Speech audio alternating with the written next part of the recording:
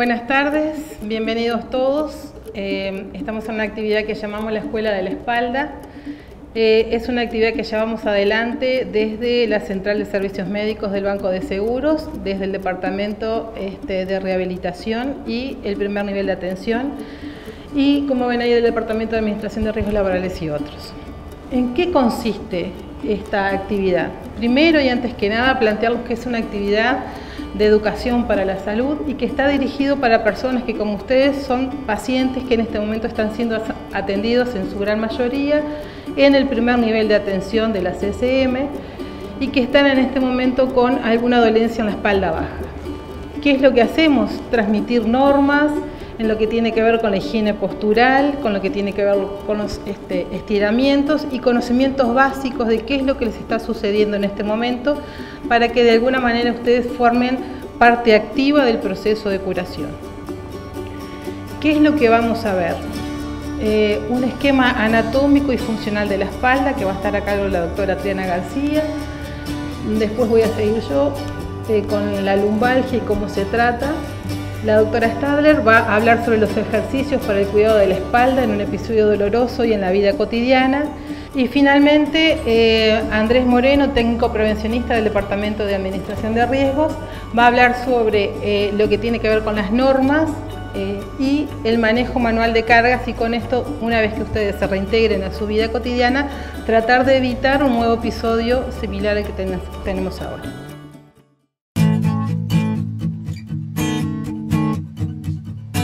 Bueno, buenas tardes, mi nombre es Andrés Moreno, yo soy prevencionista del Departamento de Administración de Riesgos y bueno, en lo que me respecta les voy a hablar de dos temas fundamentales. Primero, una breve reseña en cuanto a la normativa en seguridad e higiene relacionada al tema de manejo manual de cargas, y en segundo término, lo dejamos para el final, pero lo más importante son las técnicas correctas para la manipulación, el levantamiento y manipulación manual de cargas.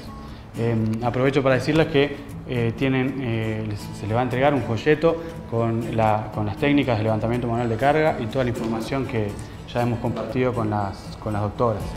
Bien, vamos a hacer una breve referencia a lo que es el marco normativo en el tema de manipulación manual de cargas. Tenemos que referirnos primero al decreto 406. Este decreto es para la industria, el comercio y el servicio. Este es un decreto que ya va a cumplir sus 30 años. Tenemos necesidad de actualizarlo, sobre todo en las cargas máximas a las que refiere, ¿sí? En la parte de riesgos ergonómicos dice que las cargas máximas que pueden mover manualmente en forma habitual y repetitiva un hombre es de 55 kilos y la mujer es 25 kilos, ¿sí? En este sentido ya hay normativa nueva. En el año 2007 surgió el decreto 423, el famoso decreto de la bolsa de Portland, ¿sí? Este es un decreto nuevo que actualizó la carga máxima que pueden manipular trabajadores, pero quedó limitado a 5 artículos, ¿sí? Como dice ahí, dispuso que la bolsa de Portland, de harina, de azúcar, de arroz y de productos que contienen hortalizas, ¿sí? No pueden superar los 25 kilos. Quiere decir que los trabajadores afectados por esta normativa no pueden manipular manualmente cargas de más de 25 kilos, a excepción, ¿sí?, de que el empleador disponga de medios de ayuda mecánica para su levantamiento y transporte, ¿sí? Este es un decreto nuevo, es muy importante porque comienza a hablar de los 25 kilos, que es la tendencia, ¿sí?, en normativa en cuanto a manejo manual de carga. Bien, si de repente aquí presente algún trabajador que corresponda al rubro de forestación, en el año 99 salió el decreto 372, ¿sí? Ya es un decreto también más nuevo que el 406, fíjense que refiere a menos carga, ¿sí? Habla para hombres en forma manual pero ocasional, ¿sí?, 50 kilos, en forma repetitiva o frecuente ya lo baja el peso a 35 kilos para hombres. Para mujeres o menores de edad, en la forestación es muy habitual ver menores de edad trabajando, limita el peso a 15 kilos en forma ocasional y a 10 kilos en forma frecuente. Bien, en el año 2009 salió el decreto 321, ¿sí?, para las empresas del rubro agropecuario. No limitó en este decreto cargas máximas para transportar o mover manualmente, pero sí da la necesidad de instruir a los trabajadores, de formarlos sobre la manipulación manual de cargas, ¿sí? Que es lo que vamos a ver en el día de hoy. Este lo dejé para el final, pero es uno de los más importantes, es el decreto 291 del año 2007. ¿Sí? Este decreto dispone que es obligatorio en todas las empresas, en todas las organizaciones, que exista un ámbito de cooperación bipartito, trabajadores y empleadores, para tratar temas de seguridad e higiene. ¿Sí? Uno de esos temas puede ser el relacionado al movimiento manual de cargas. Lo dejé para el final, pero para mí es uno de los más importantes porque es donde se pueden llegar a producirse modificaciones en las formas de trabajo, en los ritmos de trabajo, ¿sí? Que de repente no estén acompañados por la normativa. Por último, me quería referir a los roles, ¿sí? Que tenemos los organismos del Estado. Es una referencia al Ministerio de Trabajo. El Ministerio es el organismo que se encarga de realizar los controles, ¿sí? En cuanto a lo que dispone la normativa que ya veíamos, ¿sí? Es lo que nosotros denominamos la policía del trabajo, quien puede intimar a las empresas a cambiar condiciones que no cumplan con lo dispuesto en la normativa. Y después está el rol del Banco de Seguros, que tiene un rol reparador, ¿sí? El banco es el que administra la ley de accidentes de trabajo y enfermedades profesionales, ¿sí? Que va a cubrirlos a todos los trabajadores, ¿sí? En caso de accidente o enfermedad, ¿sí? Entonces siempre se va a asegurar de que el trabajador esté amparado.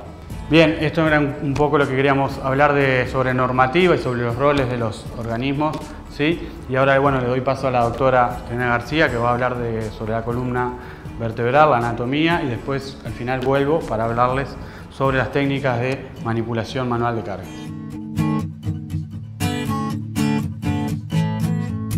Bueno, buenas tardes. Mi nombre es Triana García, soy médica de familia, trabajo en el primer nivel de atención y atiendo la mayoría de las lumbalgias que se están atendiendo en el sanatorio, en las policlínicas de primer nivel. Yo lo que os voy a contar es un poquito la anatomía de la espalda para que vean qué estructuras y cosas en la columna son las que pueden doler o molestar y qué cosas se pueden lesionar cuando hablamos de lumbalgia. Se los voy a mostrar con un pequeño video animado para que veamos bien qué estructuras están involucradas. Bueno, la columna está formada por una sucesión de huesos que son las vértebras que van cambiando de tamaño y de forma a medida que bajamos en la columna. Se pueden distinguir tres sectores. El primer sector, que es la columna cervical, que es la que nos ocupa la mayoría del cuello. Después el segundo sector, que es la columna dorsal o torácica, que es la que nos ocupa la mayoría de la espalda. Y el tercer sector, que es la columna lumbar, que es el que tiene las vértebras más grandes y más resistentes porque es el que soporta los mayores pesos y presiones. Esta parte de la columna es la que más generalmente duele y por eso van a ver que en la charla nos vamos a dedicar más justamente a la parte de la columna lumbar. La parte de la columna lumbar entonces está formada por 5 vértebras que nosotros las nombramos de L1 a L5. Estas 5 vértebras están apoyadas sobre este hueso que se llama sacro, que es el último hueso de la columna. El sacro a su vez articula con estos dos huesos que ven acá a los costados, que nos podemos tocar acá, que son los huesos de la cadera, y el sacro junto con los huesos de la cadera forma lo que se llama la pelvis. La pelvis es la que actúa de sustento para que la columna lumbar se pueda apoyar ahí. Para que se entienda un poquito mejor entonces vamos a ver ahora una vértebra lumbar por separado. La vértebra lumbar se le pueden distinguir dos sectores. Este sector que ahora vamos a ver la de arriba, que es el sector anterior, o sea la parte de adelante, que es el cuerpo vertebral, que es la parte más gruesa y más resistente de la vértebra, y este otro sector, que es el sector posterior, donde están las espinas de las vértebras, que son las que nos tocamos cuando nos tocamos la espalda, que forma ese anillo que todas las vértebras a lo largo de la columna lo tienen, y entonces cuando se coloca una vértebra sobre la otra, esos anillos vamos formando como una especie de tubo de hueso, y por ese tubo de hueso viene bajando la médula espinal. Así como el cráneo protege el cerebro, la médula espinal está protegida por todos estos huesos de la columna. ¿Está? Entonces, entre vértebra y vértebra, que vamos a ver ahora, existe una estructura que se llama el disco intervertebral, que es esto que vemos acá. Ese disco actúa como si fuera un amortiguador que absorbe todos los pesos y presiones que se ejercen sobre la columna lumbar, sobre todo en las vértebras lumbares. ¿Está? Ahora vamos a ver qué partes tiene este disco. Tiene dos partes, una parte central que se llama núcleo pulposo, que está formado como por una especie de gelatina o de silicona para que se haga una idea de qué consistencia tiene, y una parte de afuera que se llama anillo fibroso, que es un ligamento redondeado bien resistente. ¿Tá? Estos discos están a lo largo de toda la columna. ¿Tá? Entre vértebra y vértebra es una sucesión de discos y vértebras, discos y vértebras. Este disco entonces, como les decía, permite absorber los pesos y las presiones que se ejercen en la columna lumbar y además permite que podamos realizar el movimiento de rotación de tronco, que es este movimiento que hacemos, ¿tá? Al permitir que una vértebra gire sobre la otra. Por detrás, ¿estás visto de atrás la columna? Las vértebras están un poquito más unidas por medio de estas articulaciones que se llaman articulaciones posteriores.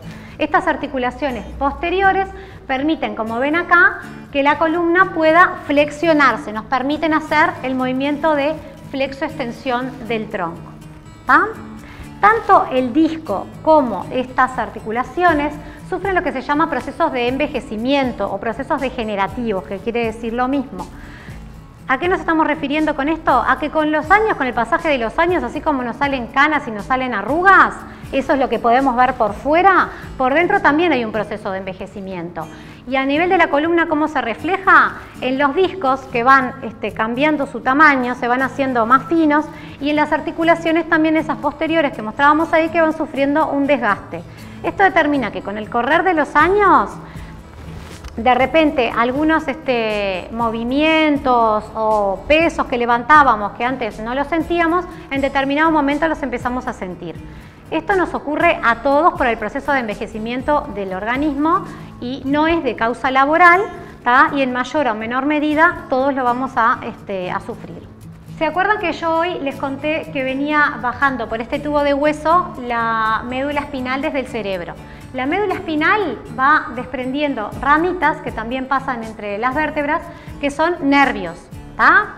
Entonces, esos nervios salen a través también de todas las vértebras de la columna, y a nivel de las vértebras cervicales, esos nervios que salen van a inervar, o sea que van a dar fuerza y sensibilidad a los brazos.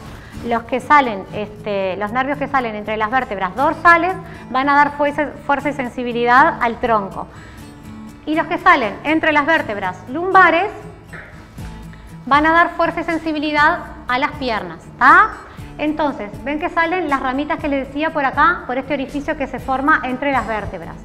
Y estas estructuras están todas muy juntas, está el disco, los huesos, el nervio que sale por ahí, y entonces también, ahora lo vamos a ver, hay músculos y tendones, ¿tá? Entonces, alguna de esas estructuras, como los músculos o los tendones, a veces está inflamada, toca una de esas ramas nerviosas, y es por eso que muchas veces sienten que el dolor lumbar se les corre para una de las piernas, porque toca una de esas ramitas. A medida que la inflamación empieza a disminuir con el tratamiento, van a ver que justamente lo primero que se va es el dolor ese que se irradia a alguna de las piernas. ¿Tá? Esto que vimos ahora es la parte ósea, la parte de las vértebras, que es una de las partes importantes de la columna, pero que no es la más importante. También están toda la parte de músculos y de tendones, que son tan importantes como esto, y que, por ejemplo, cuando sacamos una placa no los vemos. Cuando sacamos una placa solamente vemos la parte de las vértebras. Y generalmente lo que duele es la parte de los músculos y de los tendones, que cuando sacamos una placa no las vamos a ver. Entonces ahora lo que vamos a ver son justamente los ligamentos. Los ligamentos se distribuyen en 3 capas, que las vamos a ver ahora, que van del sacro a las vértebras lumbares y a los huesos de la cadera que veíamos hoy. De repente un mal movimiento, hacemos una distensión de algunos de esos ligamentos y eso nos da dolor. Y vamos a hacer una placa y va a estar normal, porque los huesos van a estar normal. ¿Ah? Otra de las partes bien importantes es toda la parte de la musculatura. La musculatura también de la espalda está dividida en 3 capas, que esta es la parte más superficial, o sea, la que está más contra la piel, que se forma como un manto de músculo y se hace un tendón grueso que se inserta todo ahí en la parte lumbar y del sacro. La segunda capa que vamos a ver ahora También tenemos los músculos que van de arriba hacia abajo, ven que otra vez hay ese tendón grande que se fusiona todo en la parte lumbar y del sacro, otra capa que va también de atrás hacia adelante y después la última capa que es la que va bien sobre las espinitas que veíamos hoy y termina todo insertándose también en la parte lumbar. ¿Tá? Toda esta musculatura, vieron que de repente, aunque hagamos movimientos con otras partes de la espalda, que no es precisamente la columna lumbar, está todo directamente vinculado y relacionado con lo que es la parte lumbar, o sea que todo siempre va a terminar sufriendo la parte de la columna lumbar.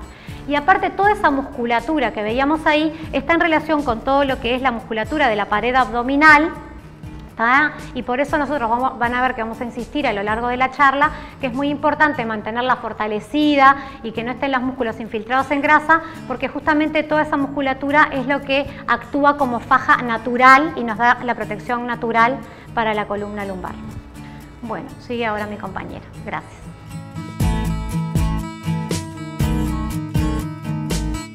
Bien, y ahora entonces me presento, soy la doctora Yoseli Otegui, especialista en medicina familiar y comunitaria y una de las médicas que integra el primer nivel de atención de la CCM.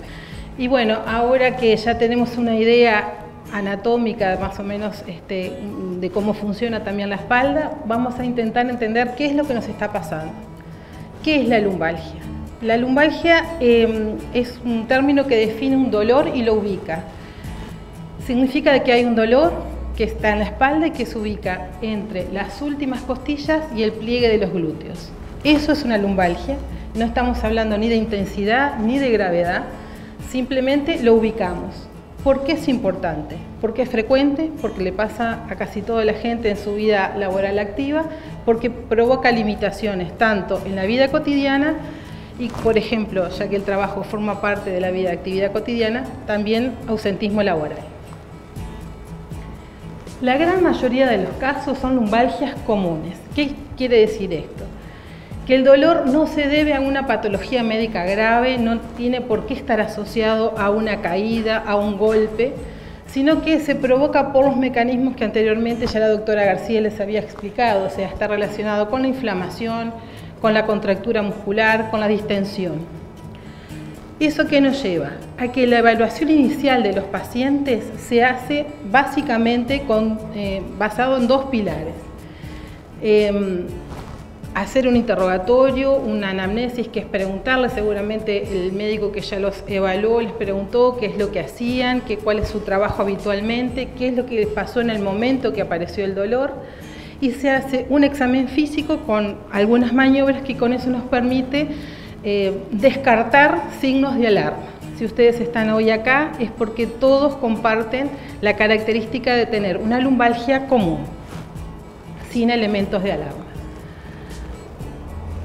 Para la lumbalgia común no hay indicación de hacer exámenes, ni de laboratorio, o sea, hacer exámenes de sangre, de orina, ni tampoco de imagen, o sea, las placas, las radiografías, las tomografías, no hay necesidad de hacerlo en una primera instancia. Porque justamente sabemos que estos elementos no están relacionados con la causa principal del dolor, sino los mecanismos que estuvimos viendo recién. Salvo en aquellas personas que no tienen una evolución que es la que esperamos que vayan a tener, en ese caso se deriva a policlínicas especializadas o eventualmente empezamos a hacer algún estudio ya desde los primeros días. ¿Qué buscamos con el tratamiento? Decíamos que lo que centra este cuadro es el dolor. Por tanto, lo que queremos hacer es, en la medida de lo que se pueda, hacerlo desaparecer o por lo menos disminuirlo de tal manera que les permita convivir en su vida cotidiana. ¿Cuál es el objetivo? Pues que se reintegren a su vida de todos los días y dentro de lo que es la vida de todos los días, a su trabajo. Y esto no es que nos queramos sacar de encima a los trabajadores que están con dolor de espalda, sino que está directamente ligado a los objetivos del tratamiento de la lumbalgia, que son prevenir nuevos episodios y evitar que un dolor que por definición es agudo se transforme en crónico. Con respecto al uso de la palabra crónico y agudo, vamos a hacer una disquisición porque muchas veces se usa un poquito distinto cuando ustedes nos dicen, doctora, tengo un dolor muy agudo, y lo que me quieren decir es, me duele mucho. En medicina, cuando hablamos de agudo, nos referimos a un breve periodo de tiempo, a un corto periodo de evolución. Entonces, por definición, una lumbalgia simple como las que estamos viendo ahora, se resuelven en pocos días. Entre el 80 y el 85% de los casos, las lumbalgias se van a resolver en un lapso de 10 días, 15 días como mucho. Entonces, sabemos que todo lo que hagamos para que este episodio de ustedes se resuelva en ese lapso, va a ir en favor de que ni se cronifique ni vaya a volver a suceder, cosa que a veces vuelve a pasar en algún otro momento. ¿Cómo se trata? En medicina tenemos como dos grandes líneas de tratamiento: lo que está relacionado al uso de fármacos y a lo que es no farmacológico. Entonces, en primera instancia vamos a hablar de lo que es lo no farmacológico, lo que no está relacionado con el uso de medicamentos. Lo primero que ven acá es, ponemos acá la educación para la salud. Y es esto que estamos haciendo hoy con ustedes. Queremos que pacientes informados, pacientes que sepan qué hacer para formar parte del proceso de mejoría de su cuadro, hace que realmente las cosas marchen mucho mejor. Por eso le damos información, les damos elementos con los cuales ustedes puedan interactuar con el médico que los esté asistiendo en este momento para preguntar dudas, para hacer, en definitiva, hacer un equipo para que el cuadro se resuelva cuanto antes y de buena manera. En segunda instancia, las medidas de higiene postural, los ejercicios y los estiramientos, lo nombro ahora, pero a continuación la doctora Stadler va a hacer se va a detener en esto, así que lo nombramos y después va a haber un tiempo especial para este momento. El último punto es la utilización de la termoterapia, del calor o del frío, como ayuda para mejorar el dolor. No es que es lo mismo calor o frío. Nosotros indicamos cada una de las cosas en función de cómo vimos que se generó el episodio de dolor. En general, el frío está indicado en aquellos procesos donde pensamos que lo que está, predominando es lo inflamatorio. Entonces, en ese caso, indicamos frío. Cuando pensamos de que lo que está generando la mayor parte del dolor es que el músculo está contracturado, está apretado, eso responde mejor con el calor. Por eso siempre indicamos la utilización de la temperatura, o sea, calor o frío, masajes, y después les indicamos utilizar geles. Acá ya entramos al tratamiento farmacológico, pero los geles es un tratamiento local. Sabemos que tanto la temperatura como el tratamiento local con antiinflamatorios, con geles antiinflamatorios, provocan una calma del dolor que es momentánea, es de poco rato. Por eso siempre indicamos de que esto se tiene que repetir varias veces en el día. O sea, sabemos, nos van a decir, me calma un ratito, después me vuelvo para hacer el dolor. Sabemos que es así. Queremos por eso que sea repetido a lo largo del día. Mínimo 4 veces en el día. Si lo pueden hacer más, mejor. 10-15 minutos de bolsa de agua caliente o de frío local, después hacen masajes, después se pasan el gel y una vez que tienen aprestado el músculo para poder hacer los estiramientos que más adelante les va a explicar la doctora Stadler. Después nos quedamos con el uso de fármacos. Básicamente tenemos dos grupos. Los medicamentos que son analgésicos y antiinflamatorios, que son los que son de uso muy común, que muchas veces ustedes mismos van y compran porque son de venta libre. Y en esto nos detenemos un ratito porque el hecho de que sea de venta libre no significa de que estén exentos de efectos desagradables o efectos que no son los que estamos buscando con el tratamiento. Primero, siempre lo indicamos por vía oral. La vía oral es mucho más segura, tiene menos efectos desagradables. Muchas veces la gente dice, bueno, ¿por qué no me lo da inyectable?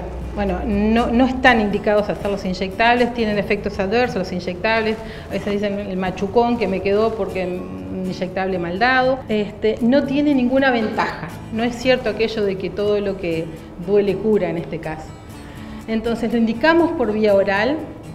Algunas personas me dicen, doctora, pero tengo un problema de gastritis, tengo acidez en el estómago, entonces prefiero de otra manera. El medicamento hace efecto por lo que es el medicamento en sí, no por la vía que usamos. O sea que siempre para los tratamientos que van a durar varios días, la vía indicada es por boca, vía oral.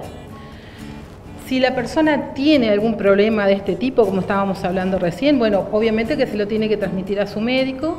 El colega que lo esté tratando va a tratar de elegir del grupo que hay varios fármacos, el que sea menos irritante, y si es necesario va a agregar además alguna protección gástrica para poder utilizar estos fármacos. Después tenemos el grupo de los relajantes musculares, que lo que apunta es justamente que ese músculo que está así apretadito se vaya como aflojando de a poco. Lo que buscamos con esto no es provocar sueño, no es para que la persona se duerma, pero sí tiene ese efecto secundario. Entonces siempre de entrada lo que le decimos es que la primera vez lo tomen en la noche para ver cómo le cae a cada uno. Hay personas que le da mucho sueño, no deberían conducir ningún tipo de vehículo mientras están tomando relajantes musculares. Algo que es bien importante y que me olvidé respecto a los medicamentos analgésicos antiinflamatorios, siempre hay que tomarlos después de haber comido, con la panza llena, decimos siempre, ¿tá? Porque eso evita el riesgo o disminuye el riesgo de efectos secundarios desagradables a nivel del tubo digestivo. Bien, ¿cada cuánto son los controles? Yo siempre digo cuando yo era muy joven y estudiaba, los profes nos decían, a la lumbalgia la dejás quietita 10-15 días en su casa sin que se mueva y recién ahí la controlás. Nosotros ahora, al contrario, promovemos que muy precozmente la persona se mueva, que camine, que se mueva todo lo que le permite y le permita el dolor, y también en ese sentido también controlarse en periodos cortos de tiempo. Entonces van a ver que ustedes van a ser citados para ser controlados cada 5 días, cada 7 días como mucho, justamente para poder ir chequeando cómo va el tratamiento, si apareció algún efecto desagradable que lo tengamos que corregir, si hay que hacer algún cambio en cuanto a la forma de tomarlo o al fármaco en sí. Entonces cada 5 o 7 días van a tener un control. Y finalmente, definir entonces qué pasa cuando el paciente presenta una lumbalgia con patología degenerativa. ¿Se acuerdan que la doctora García, cuando mostraba el video, hablaba sobre las canas y las arrugas, que es la manera como tratamos de explicar esto de la patología que ya existía antes, o sea, de cuadros que ya la persona ya trae al momento de haber tenido el accidente laboral? La presencia de patología degenerativa, que puede ser una artrosis, que puede ser problemas en los discos, vamos a tratarlos con ciertos plazos, ¿tá? Lo que tratamos en el banco es el episodio agudo, o sea, ¿se acuerdan que habíamos dicho que teníamos una resolución que siempre oscilaba entre los 10-14 días? Bueno, incluso hasta podemos tratarlo un poquito más, vamos a tratarlo a veces hasta 3 semanas, 4 semanas con una patología degenerativa previa. Si después de ese tiempo, después de haber hecho todo esto que estuvimos hablando del tratamiento tanto farmacológico como lo no farmacológico, todo esto que estuvimos hablando antes, la persona sigue con dolor, entonces eso va a determinar que va a ser dada de alta del banco porque fue atendida su patología aguda, que fue el desencadenante laboral, y después va a continuar en su prestador de salud. Puede pasar que la persona no sepa que tiene esa patología degenerativa y que a medida de que lo vamos tratando, por alguna causa no tiene la evolución esperada, entonces en ese caso de repente empezamos a estudiar y surge alteraciones a nivel de los distintos estudios que estamos pidiendo. Entonces el tiempo en que va a quedarse va a depender de cada caso, pero el concepto que quiero transmitirles es que la patología degenerativa no es una patología laboral y que en un lapso de tiempo más acá o un poquito más allá va a determinar una continuación de su tratamiento en su prestador integral de salud. Bueno, esto es lo que teníamos para hablarles sobre la lumbalgia y ahora sí va a seguir la doctora Stadler para explicarle un poquito los ejercicios y los estiramientos. Hola, yo soy la doctora Stadler, soy una de las fisiatras que trabaja en el Banco de Seguros y soy la fisiatra que trabaja junto con los traumatólogos de columna. Bueno, vamos a hablar un poco de la postura y vamos a hablar de cuáles son las posturas adecuadas para tener cuando uno está con dolor lumbar. Lo primero que tenemos que tener claro es que la postura es la posición que toman los diferentes segmentos del cuerpo en un momento dado. Y el cuerpo está hecho para moverse, entonces toda postura que uno la tenga por mucho tiempo es una postura que genera dolor. Como nos vamos al Chuy en el bus cama y cuando llegamos tenemos dolor porque estuvimos mucho rato quietos en la misma posición. Bueno, vamos a hablar de cuál es la mejor forma de estar sentado cuando uno está con dolor lumbar. Lo primero que hay que seleccionar es una buena silla o un buen asiento. Siempre tratamos de seleccionar una silla que tenga un asiento ancho, un respaldo alto, con apoyabrazos, porque los apoyabrazos descargan mucho el peso de la columna lumbar.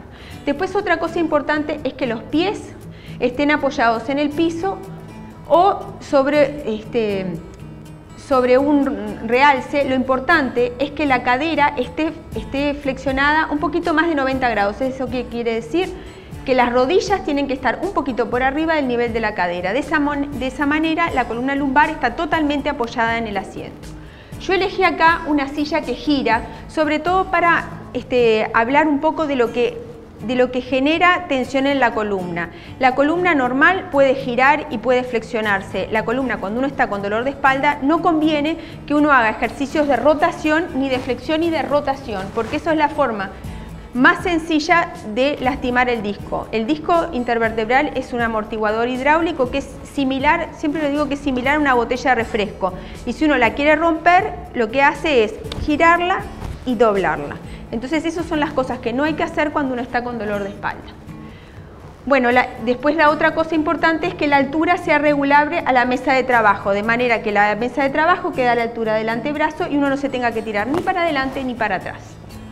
Bueno, ¿cuál es la mejor forma de estar de pie? Cuando uno tiene que estar mucho rato de pie, lo importante es buscar la forma de que se desdibuje la curva inferior de la columna lumbar. De esa manera el disco queda totalmente apoyado y no genera tanto dolor. ¿Eso cómo se logra? Flexionando una cadera. Por lo general, habitualmente nosotros lo que hacemos es poner una pierna arriba de un escalón o si no un banquito o abrir una puerta y poner un pie abajo del mueble. Estas son las formas de hacer esto. Bueno, la siguiente. Estas son las posturas de descanso. No son posturas de descanso para descansar, son posturas para que descanse la columna lumbar. Entonces, una forma sencilla es sobre un piso firme, la columna lumbar totalmente apoyada, la cadera flexionada a 90 grados, las rodillas flexionadas a 90 grados, bien apoyado sobre un apoyo. En esta postura la columna lumbar está muy descargada y ustedes más o menos están en esa postura 3-4 minutos y les descansa bastante la espalda. Y después pueden volver a su trabajo. Bueno, estas son posturas. Ahora sí, no son para descansar la columna lumbar, sí son posturas para dormir. Uno sabe que la posición de que cada uno duerme es personal y es muy difícil de cambiar. Entonces lo que tenemos que hacer es adaptar. La mejor forma de dormir cuando uno está con dolor lumbar es ponerse de costado, con las piernas flexionadas, una almohada entre las piernas y todo el tronco bien apoyado, de manera que con las piernas flexionadas se genera una gran base de sustentación para el tronco. Pero el que no tiene la suerte de dormir en esta posición, la otra forma de dormir que puede dormir cada uno es boca arriba. El que duerme boca arriba sí tiene que tener cuidado de poner algo debajo de las piernas, que puede ser un acolchado arrollado o un grupo de almohadas, de manera que las piernas no se extiendan cuando uno se duerme. Y de esta manera la columna lumbar queda bien apoyada.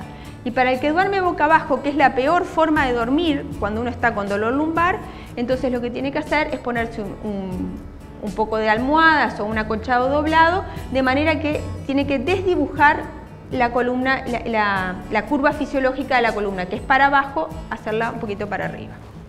¿Estamos? La siguiente. Bueno, vamos a hablar ahora de la lumbalgia aguda y ejercicios. ¿Por qué hablamos de la lumbalgia aguda y los ejercicios? Antes se decía que cuando uno está con dolor lumbar tiene que hacer cama. Ahora sabemos que el reposo es favorecedor, pero no más de 24 o 48 horas. Después de las 24 o 48 horas, siempre le decimos a los pacientes que se empiecen a levantar y moverse según tolerancia. Y hay algunos ejercicios muy sencillos que son para estirar los músculos que están alrededor de la columna sin hacer ejercicios flexibilizando la columna en sí misma. Bueno, estos son ejercicios muy sencillos que sirven para estirar todos los músculos que están paravertebrales cervicales, dorsales y lumbares y los músculos de la cara posterior del tronco.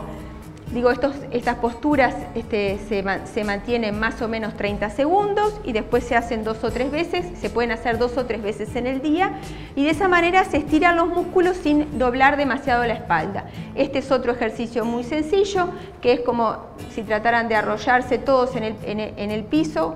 La columna lumbar de esta manera se desdibujan toda la curva normal que tiene la columna y las facetas, que son las articulaciones posteriores, que ya habló la doctora, se abren un poquito y de esa manera se libera la presión. Y este es otro ejercicio muy sencillo para estirar los músculos que están alrededor de la pelvis, que son músculos que también muchas veces por contracturas generan dolor. Bueno, ahora vamos a hablar un poco de la prevención de la recurrencia. ¿Por qué hablamos de prevención de la recurrencia?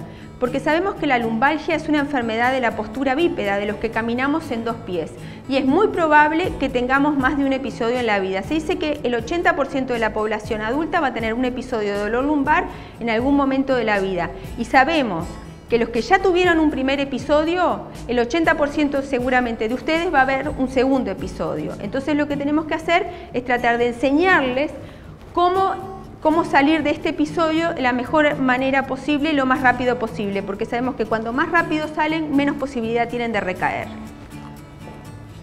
Bueno, estos son consejos básicos para mantener la salud en general y la salud de la columna lumbar. Primero, mantener el peso adecuado, y esto es muy importante porque sabemos que cada vez que ustedes levantan una bolsa de Portland, primero levantan la que llevan puesta y después viene la bolsa de Portland, así que cuando más delgado esté uno, mejor está cuando uno tiene problemas de la columna lumbar.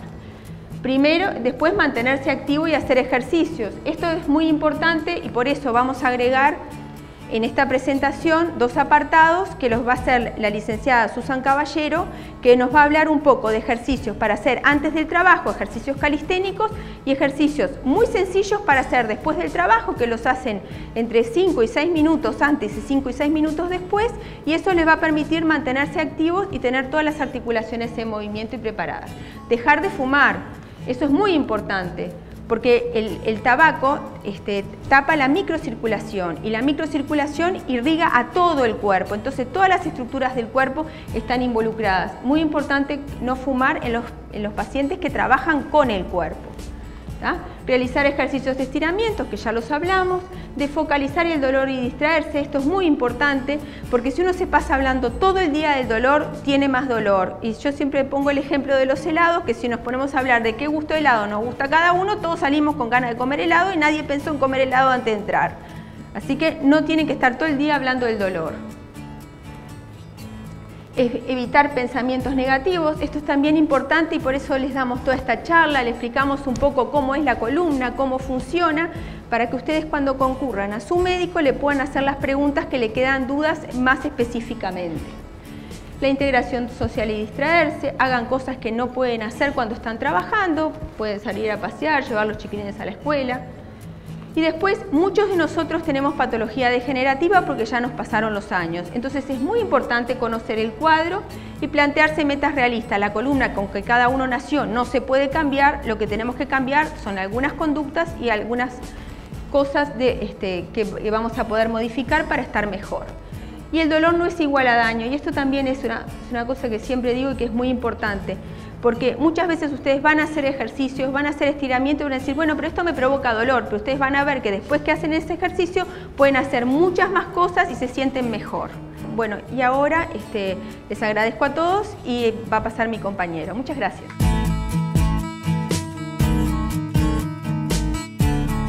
Bueno, ahora vamos a hablar sobre las técnicas de manipulación manual de cargas, ¿sí? Cómo realizar el levantamiento y el movimiento manual de cargas para evitar tener una nueva lesión.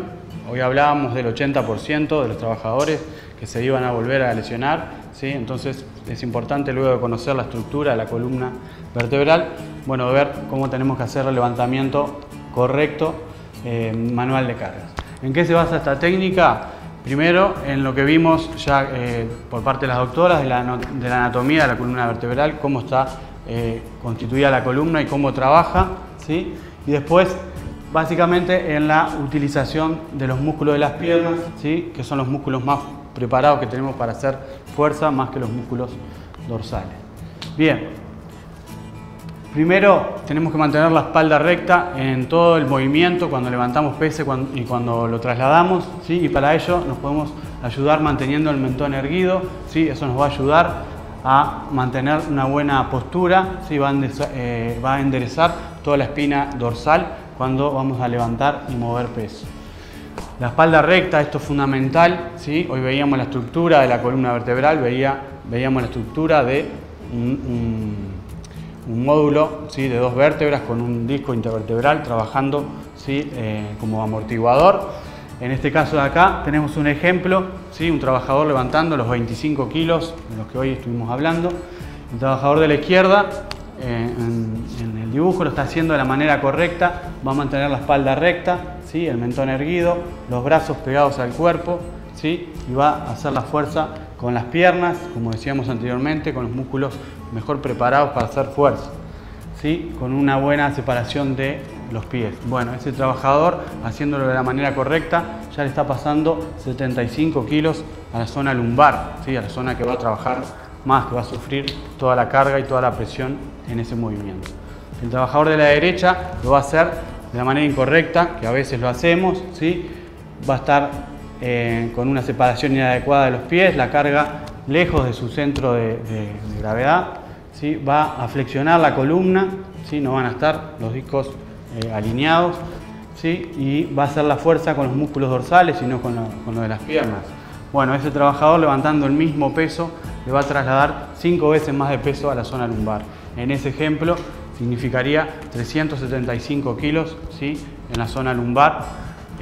Por lo tanto, esta es la razón por qué lo tenemos que hacer de la manera correcta, no flexionando la espalda y haciendo la fuerza con las piernas.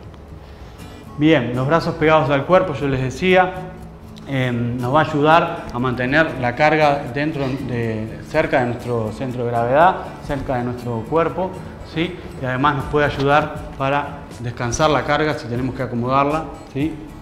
Mientras más cerca estén los brazos y la carga de nuestro cuerpo, menor va a ser el esfuerzo. Bien, un agarre correcto de la carga nos va a facilitar, ¿sí? Tener menor esfuerzo y que las cargas se nos puedan mover, que tengamos que hacer un movimiento brusco, ¿sí? Cuando estamos levantando o trasladando la carga.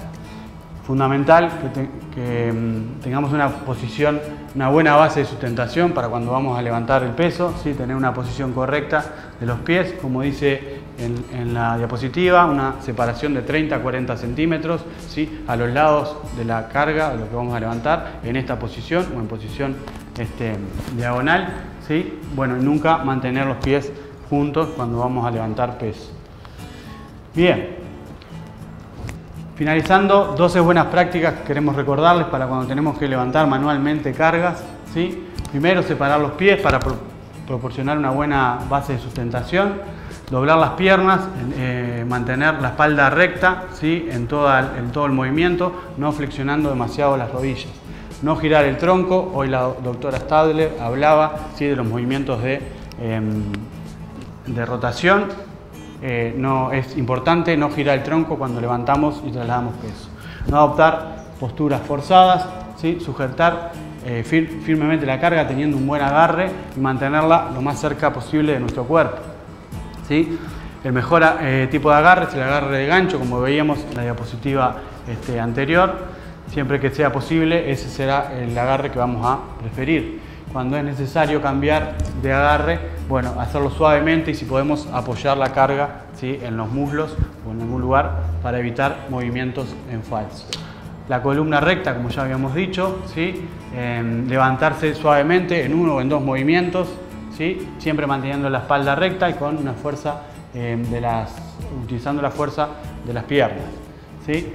Bueno, evitar los movimientos de giro, siempre es preferible mover los pies y acompañarlos en la dirección del movimiento, evitar, como dice en la diapositiva, movimientos de rotación, ¿sí? De la carga, ¿sí? Si el levantamiento es desde el suelo a una altura importante, por ejemplo, a la altura de los hombros, bueno, es importante a medio camino poder hacer un parate y volver a agarrar la carga. Depositar la carga y después ajustarla si es necesario y realizar levantamientos espaciados, ¿sí?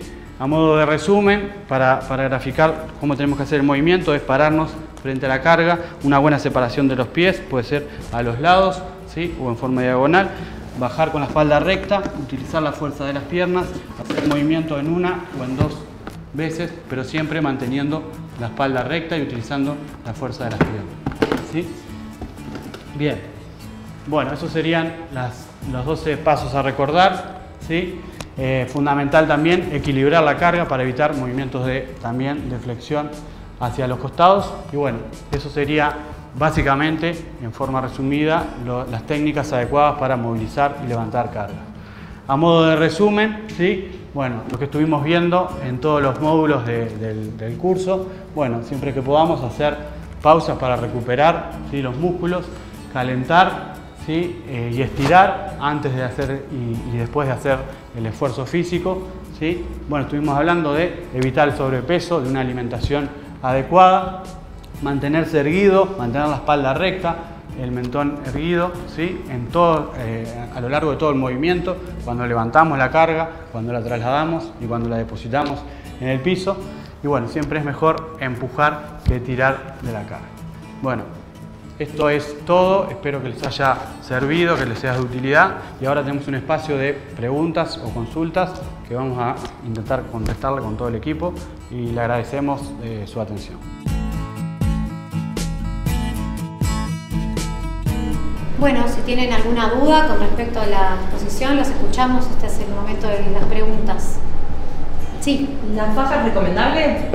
Bueno. Mira, nosotros siempre decimos que con respecto a prevenir la lumbalgia, la faja no es un buen elemento de prevención. Eso se ha estudiado no solamente acá, sino a nivel internacional, lo que se ha demostrado es que en realidad lo que realmente es efectivo como prevención de una lumbalgia simple, como lo que estuvimos viendo ahora, es fortalecer la musculatura del abdomen y dorsal, como estuvimos viendo en toda la charla. Pero la faja no es un elemento que sea efectivo. A mí me pasa, no sé si es muy aplicable lo que acaban de dar, porque en realidad yo trabajo movilizando pero pacientes, que es distinto, pues una carga que se mueve, a veces estoy sola, son pesos mayores a los que hablaron. ¿Es aplicable esto? Para ese caso hay técnicas específicas para el manejo manual de pacientes. Básicamente la estructura es la misma, es mantener la espalda recta, hacer la fuerza con las piernas, como lo vimos. Pero también en ese caso el Banco de Seguros tiene un curso específico que se da gratis en las empresas, va un licenciado en enfermería, un técnico prevencionista y se habla en el sitio de esta técnica y se practican ejercicios para ayudar a comprender. Muy bien, muchas gracias. ¿Sí? Esos ejercicios que enseñaron, ¿no me pueden perjudicar más? Bueno, todos ustedes fueron derivados por médicos, ya los vio el médico, fueron catalogados como una lumbalgia simple. Estos son ejercicios de estiramiento muscular sin flexibilizar la espalda, así que yo pienso que no. Perdón, sí. ¿Cuántas veces al día puedo hacer esos ejercicios? Los pueden hacer en realidad todas las veces que quieran, por lo menos 4, 5, 6 veces por día, y lo recomendable es estar un minuto más o menos en cada posición de los ejercicios que se mostraron ahí. Se toma como parte del tratamiento, o sea que sí o sí les pedimos que los hagan porque justamente van a sentir alivio haciéndolos. Bueno, si no hay más preguntas.